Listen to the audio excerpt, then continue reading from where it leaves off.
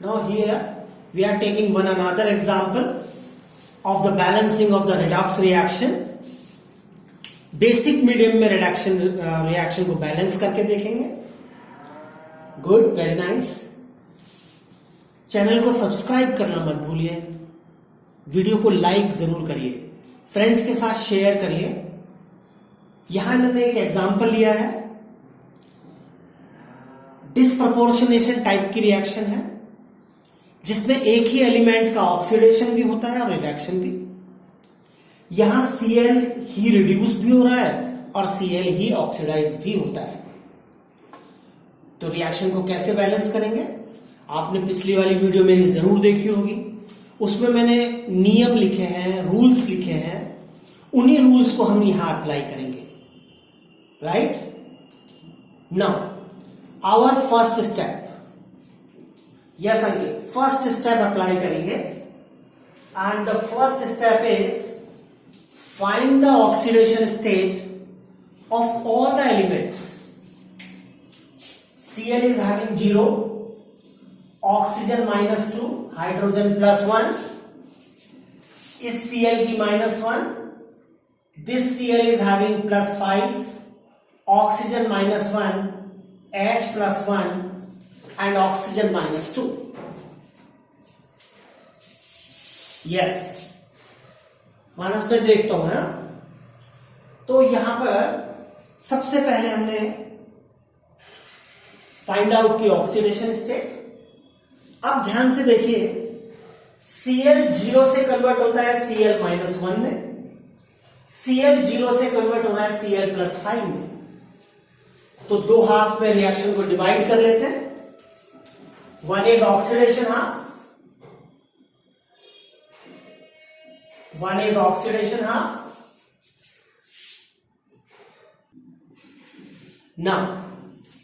Now I am writing Cl2 is changes into Cl minus. Cl2 is changes into ClO3 minus. 0 से +5.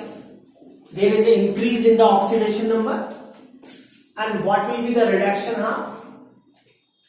Reduction half में क्या होगा? Cl2 will convert into Cl minus. पहला step complete हो गया.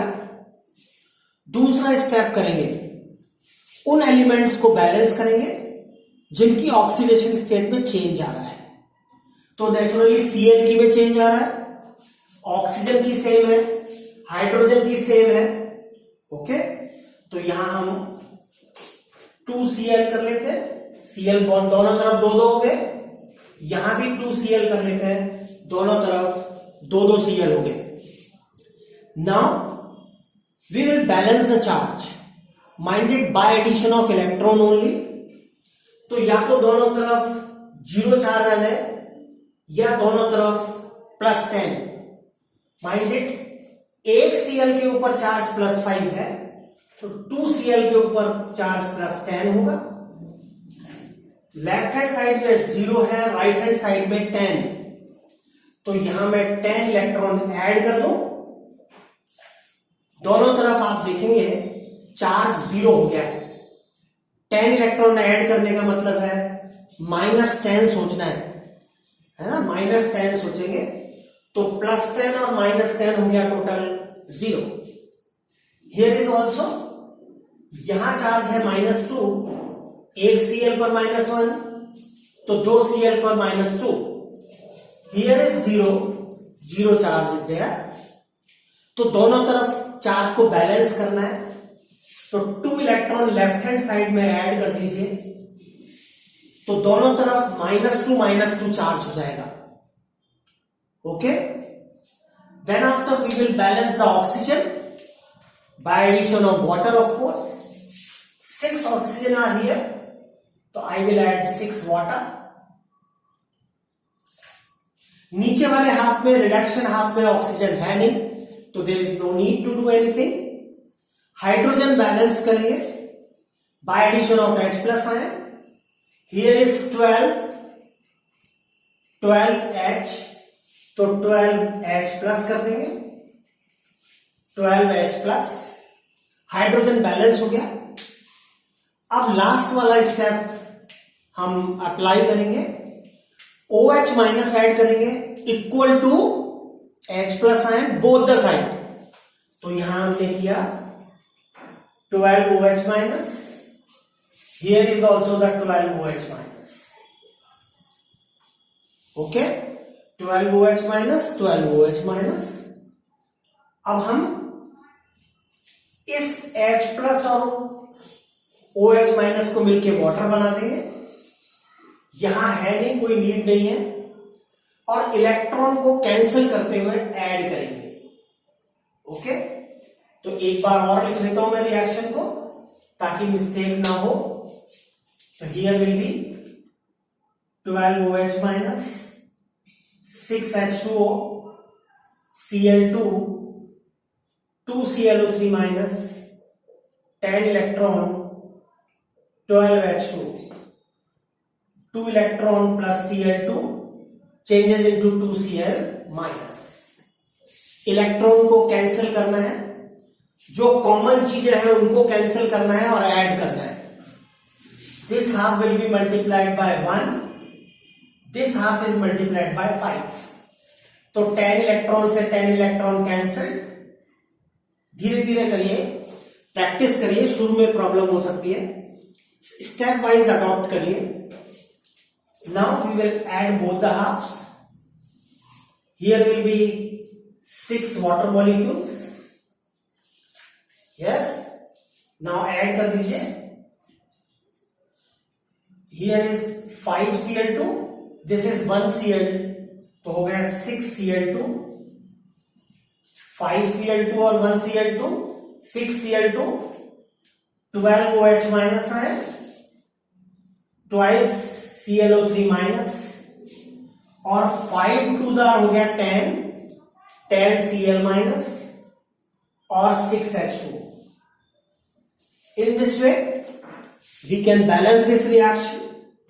You can see, you can calculate, you can confirm।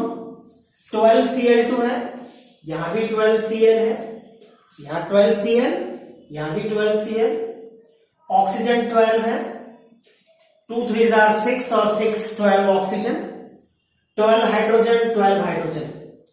The reaction is perfectly balanced. In this way you can balance the reaction। और practice करिए, channel को subscribe करना मत भूलिए, like करिए, फ्रेंड्स के साथ शेयर करिए और देखते रहिए। अगली क्लास में हम इलेक्ट्रोकेमिकल सेल के बारे में पढ़ेंगे। पीछे वाली वीडियो जरूर देखिए, उसमें एसिडिक मीडियम में हमने पढ़ा।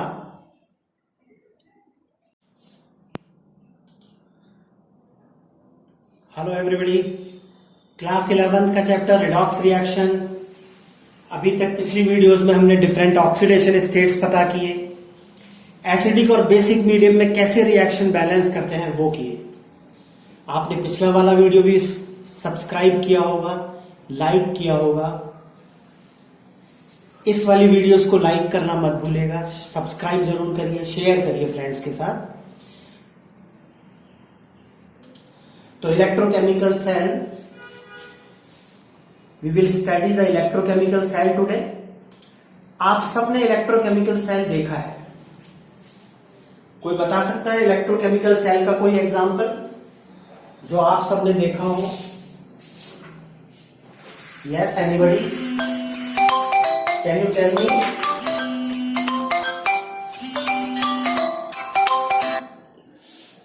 Can you tell me any example of electrochemical cell? Car में लगी हुई बैटरी, घड़ी में लगा हुआ पेंसिल सेल, रिस्ट वॉच में लगा हुआ cell, all they are the example. All they are, क्या हुआ? All they are the example of electrochemical cell।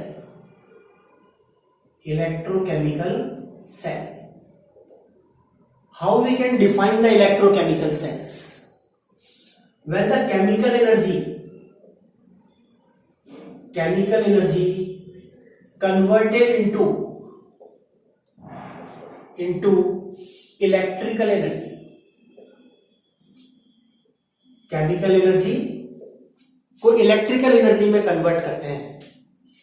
Car में लगी हुई बैटरी में एक केमिकल भरा होता है और वो हमको करंट प्रोवाइड कराता है, वो हमको एनर्जी प्रोड्यूस करवाता है। उस टाइप के सारे सेल कॉमनली कहलाते हैं electrochemical cells. Now electrochemical cells का स्ट्रक्चर कैसा है? देखो, शेप एंड साइज तो बदलते रहते हैं, phenomena never change. Basic principle जो है वो किसी भी चीज का चेंज नहीं होता। शेप एंड साइज बदल जाएंगे, केमिकल बदल जाएगा, पर मीनिंग और method will not change, mechanism will not change. Okay, तो कोई भी इलेक्ट्रोकेमिकल सेल का अगर हम स्ट्रक्चर देखें तो एबीसी की फॉर्म में सेल बनाया जाता है। कन्वीनियंटली एक हमने पैरामीटर मान लिया कि लेफ्ट साइड पर जो भी चीज लिखी होगी वो एनोड होगी, जो राइट साइड पर लिखी होगी वो कैथोड होगी, है ना। हमने क्या माना? In all kind of electrochemical cell the cell will be in the form of A, B and C. A, B and C. A stands for anode, C stands for cathode. A stands for anode, C stands for cathode. Cathode. And B stands for bridge. B stands for bridge. जैसे बीच में railway फाटक है, इधर वाली road और इधर वाली road को जोड़ने के लिए ब्रिज बना देते हैं, तो कैथोड और एनोड को जोड़ने के लिए क्या लगाया हमने? ब्रिज बनाया। अब सवाल यह है, अगर हमारे पास दो इलेक्ट्रोड हैं, नेचुरली उनका कोई ना कोई इलेक्ट्रोड पोटेंशियल जरूर होगा। बेटा अपना रिसीव सिग्नल जो है ना उसको बढ़ाइए। जो दो इलेक्ट्रोड हम चूज करें, नेचुरली एक का इलेक्ट्रोड पोटेंशियल कम और दूसरे का इलेक्ट्रोड पोटेंशियल ज्यादा होगा। ऐसा हो नहीं सकता कि दोनों के इलेक्ट्रोड पोटेंशियल सेम हो। Thank you Piyush. ऐसा होना पॉसिबल नहीं है। ध्यान से सुनिए, मैं बहुत इंपॉर्टेंट बात बता रहा हूं आपको। हम जो भी दो इलेक्ट्रोड सेलेक्ट करें सेल बनाने के लिए, नेचुरली एक का इलेक्ट्रोड पोटेंशियल कम और दूसरे का ज्यादा होगा। दो मेटल सेम नहीं हो सकते सेल में, दो नॉन मेटल भी सेम नहीं ले सकते एक सेल में, तो नेचुरली दो मेटल या दो नॉन मेटल जब डिफरेंट होंगे तो इलेक्ट्रोड पोटेंशियल भी डिफरेंट होगा।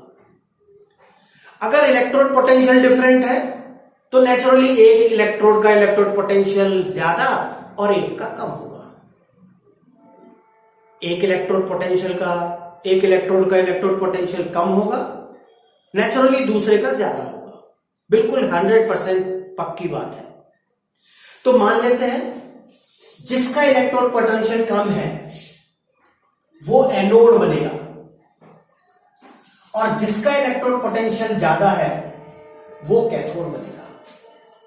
मान लेते हैं मैंने X और Y दो इलेक्ट्रोड लिए, एक का इलेक्ट्रोड पोटेंशियल 2 है, एक का इलेक्ट्रोड पोटेंशियल 3 है, तो हम X को जिसका पोटेंशियल 2 है उसको एनोड बनाएंगे और Y जिसका इलेक्ट्रोड पोटेंशियल 3 है उसको कैथोड बनाएंगे।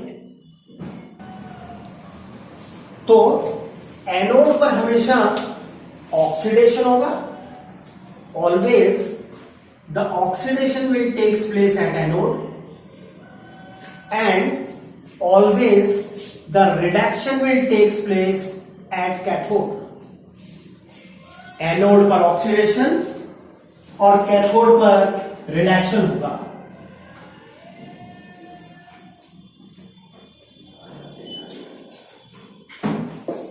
करेक्ट है। मान लेते हैं अगर हम दो इलेक्ट्रोड ले रहे हैं, एक जिंक और एक कॉपर, एक जिंक और एक कॉपर। 10th में आपने रिएक्टिविटी सीरीज पढ़ी, बहुत इंपॉर्टेंट स्टेटमेंट दे रहा हूं, ध्यान से सुनिए। 10th में आपने रिएक्टिविटी सीरीज पढ़ी, जरा जिंक को और कॉपर को ध्यान करिए, जिंक की क्या पोजीशन थी और कॉपर की क्या पोजीशन थी, ध्यान से सोचिए, कौन ज्यादा रिएक्टिव कौन कम रिएक्टिव, बताइए। जिंक रिएक्टिविटी सीरीज में ऊपर, कॉपर रिएक्टिविटी सीरीज में नीचे। इसका मतलब ध्यान से सुनिए, yes zinc is more reactive means to say electrode potential of zinc is less, electrode potential of zinc is less, more reactive, और मोर रिएक्टिव का मतलब हुआ इलेक्ट्रोड पोटेंशियल कम होगा, और कॉपर लेस रिएक्टिव यानी कि उसका इलेक्ट्रोड पोटेंशियल हाई होगा, उसका इलेक्ट्रोड पोटेंशियल हाई होगा। अब मैं ड्रॉ करता हूं जरा, आप लोग भी ड्रॉ करिए। मैंने एक बीकर लिया यहां, एक बीकर लिया हमने, और यहां भी हमने एक बीकर लिया। यहां हमने जिंक की रॉड डाली, जिंक रॉड, और सॉल्यूशन लिया हमने जिंक सल्फेट, सॉल्यूशन लिया जिंक सल्फेट। यहां कॉपर की रॉड, कॉपर रॉड, और सॉल्यूशन लिया हमने कॉपर सल्फेट। माइंड इट, अगर यहां सल्फेट लिया है तो यहां भी सल्फेट लेंगे, अगर यहां क्लोराइड लिया है तो यहां भी क्लोराइड लेंगे। नाइट्रेट लेना चाहते हैं कोई प्रॉब्लम नहीं, take both the side, same solution, same salt of the solution. Okay, दोनों इलेक्ट्रोड्स को हम लिंक कर देंगे by galvanometer. Galvanometer will be used to measure the current. Zinc rod will act as anode, copper rod will act as cathode. Solution of zinc sulfate and copper sulfate we have taken in the beaker, जिसमें zinc और copper rod dipped है। अब दोनों solution को connect करना है, तो भाई तभी तो सर्किट कंप्लीट होगा। How we will connect them? By the help of a U tube, by the help of a U tube we will connect both the solutions, और यहां पर हम ले रहे हैं KCl प्लस अगर में मेनली जेलेटिन होता है, अगर में मेनली जेलेटिन होता है। KCl के सॉल्यूशन को जेलेटिन के सॉल्यूशन में मिलाते हैं। कैसे करते हैं देखो, मान लेते हैं कि हम U ट्यूब लेते हैं, हमने उसमें KCl का सॉल्यूशन भरा, और जैसे ही उसको उल्टा करके लगाएंगे तो सॉल्यूशन तो फैल जाएगा। ओके, तो हमने क्या तरीका निकाला, एक बीकर लिया, KCl डाला, अगर जिसमें मेनली जेलेटिन है वो डाला, और पानी के साथ बॉईल कर लिया। बॉइल्ड फॉर्म में ही हम U ट्यूब में उसको भर देंगे। जैसे ही वो सॉल्यूशन थोड़ा कूल होगा, ठंडा होगा, तो वो इसमें जेली बना देगा। जैसे जेली बेली आती है ऐसी जेली बना देगा। अब यहां कॉटन प्लग्स लगाएंगे और इसको इन्वर्ट करके रख देंगे, तो यहां पर KCl भी आ गया और सॉल्यूशन फैलेगा भी नहीं, और दोनों सॉल्यूशन कनेक्टेड भी रहेंगे।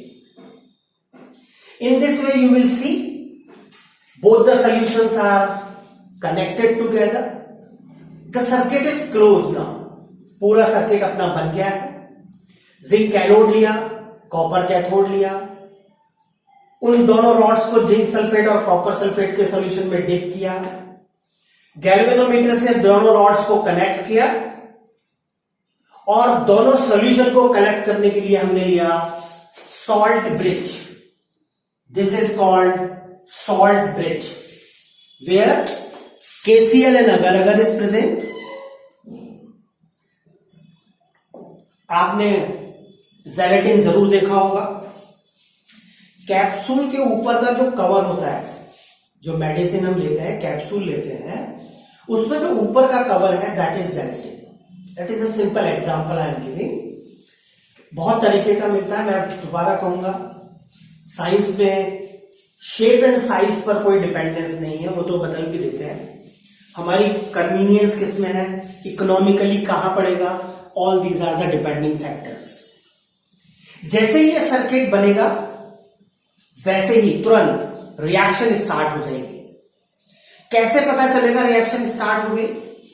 गैल्वेनोमीटर में डिफ्लेक्शन आने लग जाएगा। जैसे ही करंट जनरेट होगा गैल्वेनोमीटर में डिफ्लेक्शन आने लगेगा, हम समझ जाएंगे रिएक्शन स्टार्ट हो गई है। What kind of reactions will takes place? What will happen at anode? Anode पर क्या होगा? एनोड पर zinc will oxidise into Zn+2 and it will lose 2 electron. मैंने अभी भी कहा जिसका इलेक्ट्रोड पोटेंशियल कम है वो एनोड बनेगा। एनोड पर हमेशा ऑक्सीडेशन होगा। कैथोड पर क्या होगा? कैथोड पर हमेशा रिडक्शन होगा एट कैथोड। सॉल्यूशन में जो Copper+2 आयन है, भाई हमने कॉपर सल्फेट लिया है तो नेचुरली Copper+2 हमने लिए हैं, वो रिड्यूस होंगे और कॉपर पर डिपॉजिट होते रहेंगे, कॉपर रॉड पर। सॉल्यूशन में जो Copper+2 है they will receive 2 electron and deposited on copper rod. What is going on? Once again I want to repeat, zinc will convert into Zn+2, यानी कि जिंक से Zn+2 आयन सॉल्यूशन में आते रहेंगे और इलेक्ट्रॉन चले जाएंगे सर्किट में। Electron will go to the circuit, यानी कि यहां नेगेटिव चार्ज हमेशा ज्यादा रहेगा, तो एनोड हमारा यहां नेगेटिव होगा। जैसे इलेक्ट्रॉन इस वायर के थ्रू यहां पहुंचेंगे, सॉल्यूशन में जो Copper+2 आयन है वो एक्सेप्ट करेंगे इन इलेक्ट्रॉन्स को और कॉपर की फॉर्म में डिपोजिशन होता रहेगा, यानी कि cathode will be positive, cathode positive और एनोड यहां नेगेटिव होगा। ध्यान से देखिए, एनोड नेगेटिव है, यानी कि flow of electron is from anode to cathode. Flow of electron कहां से कहां हो रहा है? Anode to cathode. जबकि अगर हम फ्लो ऑफ करंट देखें, फ्लो ऑफ करंट, इलेक्ट्रॉन यहां से यहां आए तो करंट का फ्लो किधर होगा? Through the solution and salt bridge, तभी तो सर्किट कंप्लीट होगा। So flow of current from cathode to anode, flow of current होगा कैथोड टू एनोड। अगर हम इन दोनों हाफ्स को ऐड कर दें, आधे सेल की रिएक्शन ये, आधे सेल की रिएक्शन ये, अगर दोनों हाफ्स को ऐड कर दें then what will happen? Electron to electron cancel, mind it, redox reaction हो रही है जो हम इस चैप्टर में मेनली पढ़ रहे हैं। चैप्टर का नाम ही रिडॉक्स रिएक्शन है। This is also the redox reaction. Zinc is converting into Zn+2 and Copper+2 is converting into copper. Now the question rises. Rishita ने पूछा, सर बहुत सारे मेटल नॉन मेटल अवेलेबल है, there will be lot of electrodes will be available, तो क्या हम ये बार बार diagram बनाएंगे क्या? समझने के लिए, समझाने के लिए, एग्जाम में लिखने के लिए क्या ये डायग्राम बार बार बनाने पड़ेंगे? नहीं, बार बार नहीं बनाना। हमने आपको सिर्फ केवल इंटरनल स्ट्रक्चर समझाया और एक इसको रिप्रेजेंट करने का तरीका निकाला कि कोई भी सेल आ जाए, हमको इलेक्ट्रोड्स लर्न नहीं रखने हैं। सेल आपको गिवन होगा, कोई सा भी सेल हमको गिवन हो, हम उसको रीड आउट कैसे करेंगे, उसको समझेंगे कैसे? तो समझेंगे वैसे ही जैसे हमने यहां शुरुआत की। It is called cell representation. This is called cell representation. How we will represent the cell? We will write the cell in the form of ABC. ABC की फॉर्म में सेल को लिखेंगे जैसा यहां लिखा। एनोड पर ऑक्सीडेशन की रिएक्शन लिख देंगे, कैथोड पर तो हम क्या करेंगे, एनोड पर ऑक्सीडेशन की रिएक्शन लिखेंगे और कैथोड पर रिडक्शन की। देखो क्या हुआ, एनोड पर क्या हो रहा है, zinc is converting into zinc plus 2। कैसे लिखेंगे, zinc solid is converting into zinc plus 2. Zinc is converting into zinc plus 2. Zinc plus 2 कहां आ रहे हैं, सॉल्यूशन में। तो यहां पर हम डेफिनेटली किसी ना किसी कंसंट्रेशन का सॉल्यूशन जरूर लेंगे। यहां कंसंट्रेशन भी बदल सकती है, तो यहां पर हमने 1m की कंसंट्रेशन लिखी। कोई भी कंसंट्रेशन ली जा सकती है, 0.1m, 0.01m, 2m। और बीच में आया ब्रिज, तो सॉल्ट ब्रिज को हमने रिप्रेजेंट किया 2 वर्टिकल लाइन से। This is the presentation of salt bridge. Then after we will write the reaction of cathode, और कैथोड की रिएक्शन हो रही है copper plus 2 given concentration converting into copper. In this way we can represent any cell. ABC की फॉर्म में लिखेंगे, A पर ऑक्सीडेशन की रिएक्शन लिखेंगे, एनोड की रिएक्शन लिखेंगे, C पर कैथोड की रिएक्शन लिखेंगे, B मतलब सॉल्ट ब्रिज 2 वर्टिकल लाइन से रिप्रेजेंट करेंगे। In this way we can represent any cell. So there is no need to draw the diagram again and again. Even in class 12th, there is one chapter electrochemistry. वहां भी electrochemical cell का part है। तो जब हम वहां cell आपको question की फॉर्म में देते हैं, तो वो इस फॉर्म में देते हैं।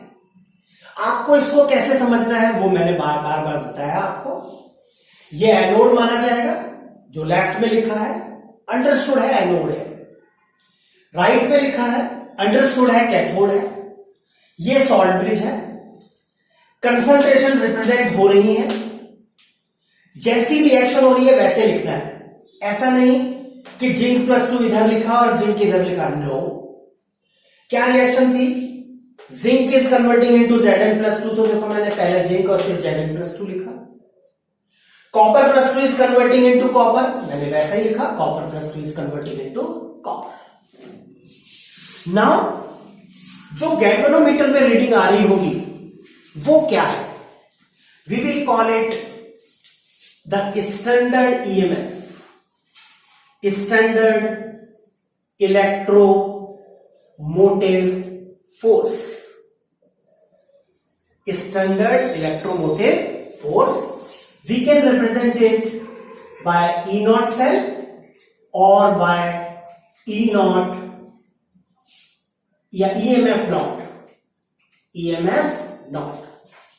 ई नॉट सेल लिख सकते हैं या ईएमएफ नॉट लिख सकते हैं। This is denoted by the reading of galvanometer. थोड़ा आप याद करो, कभी एक पेंसिल सेल लेना घर पर, जो वॉल क्लॉक में लगता है मेनली, उसमें नीचे देखना लिखा होता है 1.5 वोल्ट। इसका मतलब वो मैक्सिमम करंट कितना देगा आपको, 1.5, नॉट मोर देन दैट। कम जरूर होता जाएगा, धीरे धीरे स्लो डाउन होता जाएगा। आप घर पर देखते होंगे वॉल क्लॉक में टाइम धीरे धीरे कम होता जाता, मतलब टाइम पीरियड बढ़ता जाता है और घड़ी स्लो डाउन हो जाती है। क्यों हो जाती है, क्योंकि सेल की पावर कम होने लग जाती है। As the day passes reaction gets slower and the generated current becomes lesser.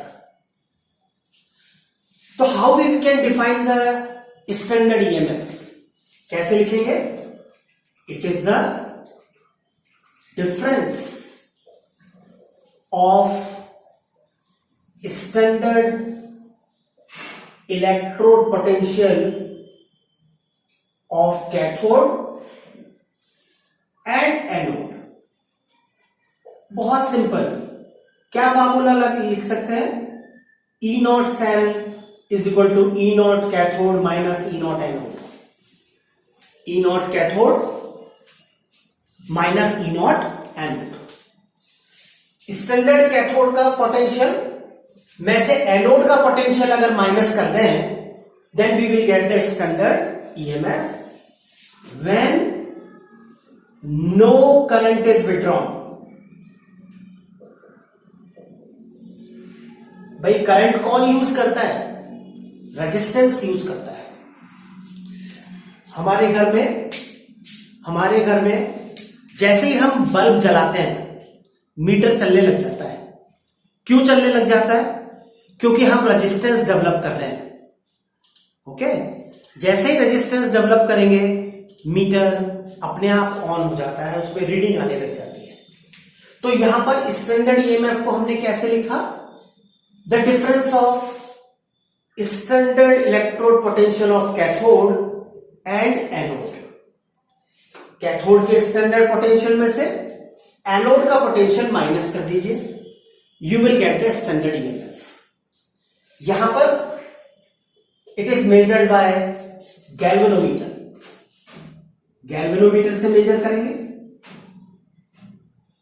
Galvanometer से मेजर करते हैं। नो करंट विड्रॉन का मतलब क्या है? यहां कोई रेजिस्टेंस हमने अप्लाई नहीं किया।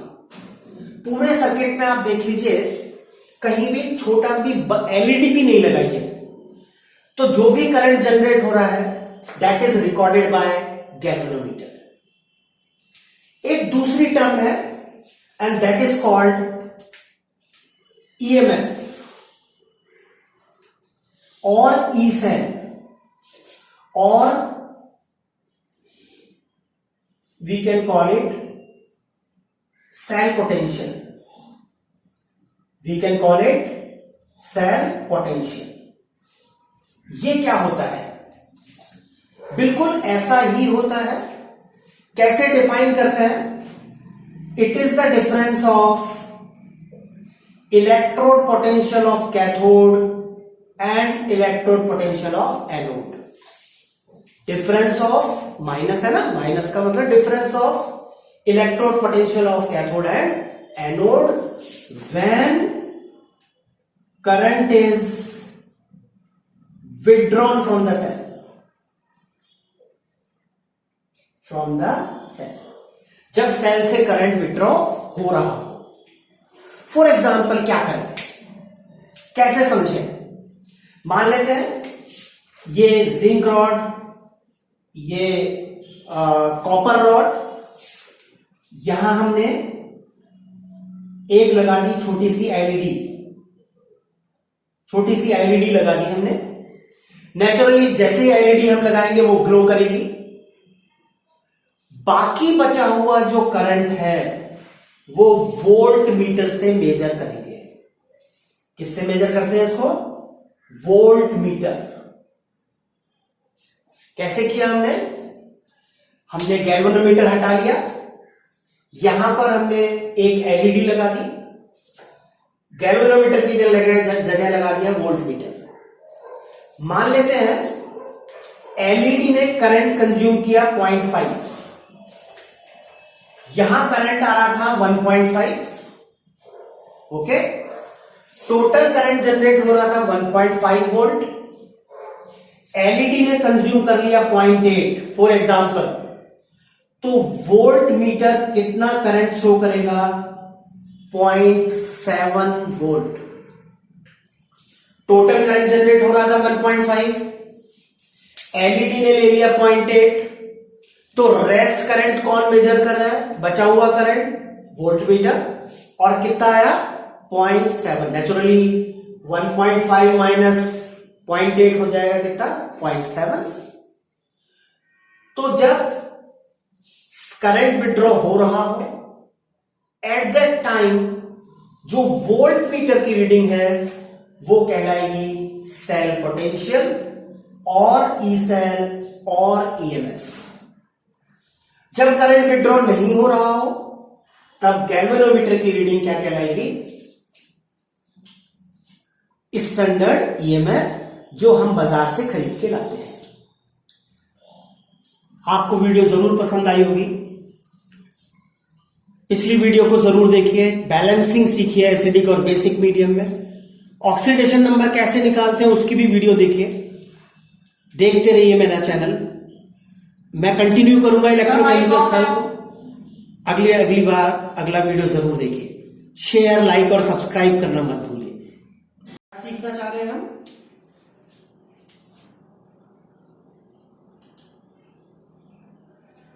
Hello my dear students, class 11th का रेडॉक्स रिएक्शन चैप्टर हम पढ़ रहे हैं।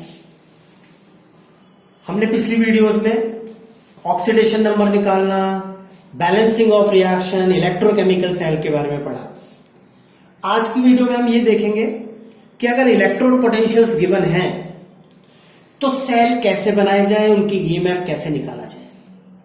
वीडियो को सब्सक्राइब करना मत भूलिएगा, लाइक जरूर करिए, शेयर करिए फ्रेंड्स के साथ। उन्हें बताइए यहां टाइम वेस्ट नहीं होता, हम सीधा टॉपिक की बात करते हैं।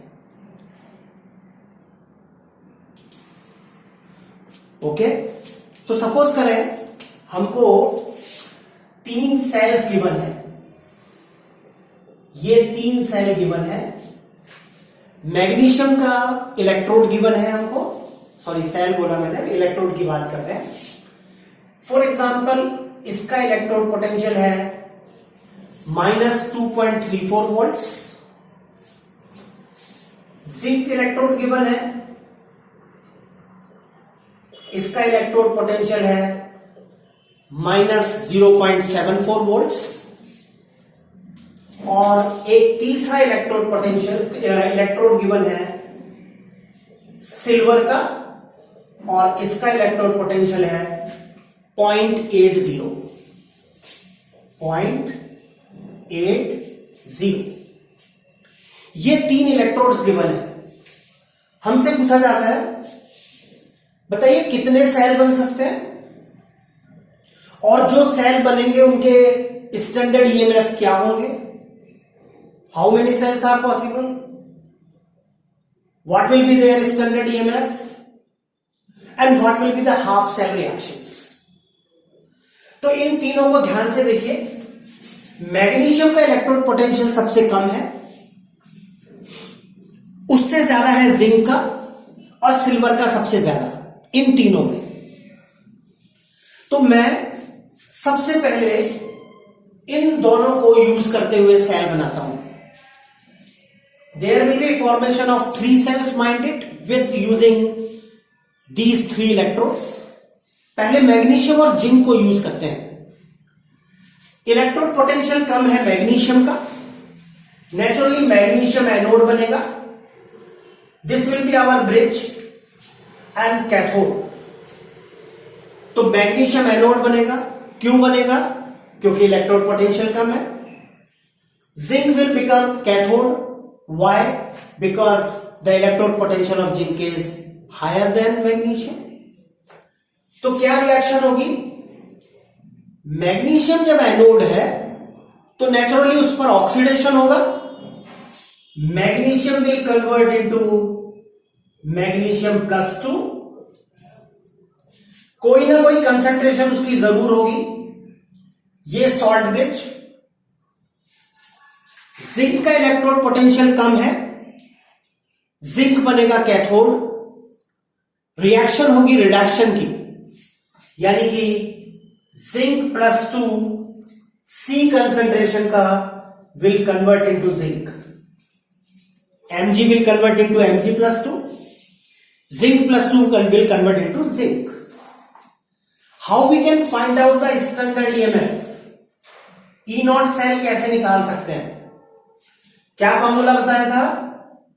E0 cathode minus E0 anode. Which one is cathode?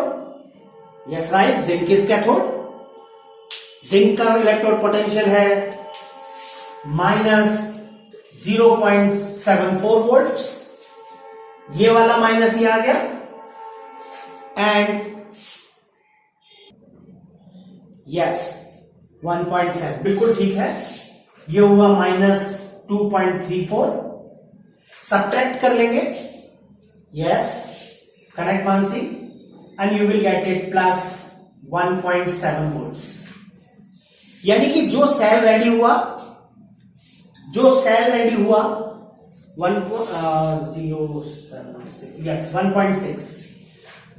Cell ready हुआ उसका स्टैंडर्ड ईएमएफ 1.6 वोल्ट है। अब हाफ सेल रिएक्शंस कैसे लिखेंगे?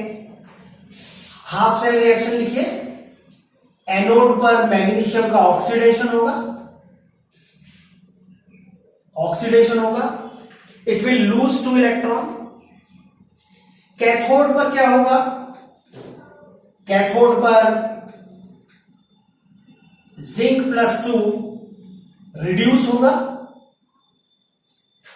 Zinc +2 will convert into zinc. When you will add both the halves, you will get the complete cell reaction.